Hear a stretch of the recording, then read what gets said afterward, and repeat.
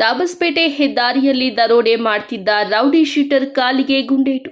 Pulsar ಬೈಕ್ನಲ್ಲಿ ಬಂದು ದಾಬಸ್ಪೇಟೆ ಹೆದ್ದಾರಿಯಲ್ಲಿ ದರೋಡೆಗೆ ಯತ್ನಿಸಿದ್ದ ರೌಡಿ ಶೀಟರ್ ಕಾಲಿಗೆ ಪೊಲೀಸ್ ಇನ್ಸ್ಪೆಕ್ಟರ್ ಗುಂಡೇಟು ಹೊಡೆದಿದ್ದಾರೆ. ಆರೋಪಿಯನ್ನ ಬಂಧಿಸಲು ತೆರಳಿದ್ದ ವೇಳೆ ಹೆಡ್ ಕಾನ್ಸ್ಟೇಬಲ್ ಇಮ್ರಾನ್ ಮೇಲೆ ಹಲ್ಲೆ ಮಾಡಿ ಪರಾರಿಯಾಗಲು ಯತ್ನಿಸಿದ್ದ.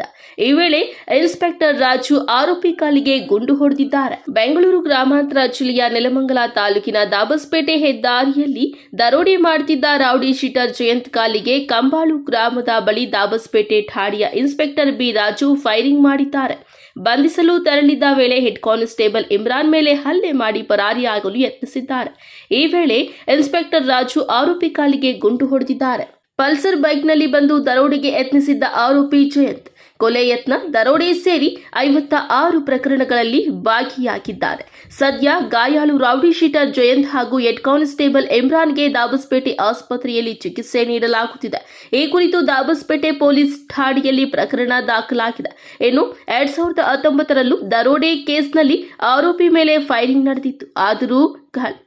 ಆದರೂ ಹಳೆ ಚಾಳಿ ಬಿಡದೆ ದರೋಡೆ ಮುಂದುವರೆಸಿದ್ದ ಜಯಂತ್ಗೆ ಮತ್ತೆ ಗುಂಡೇಟು ಬಿದ್ದಿದೆ.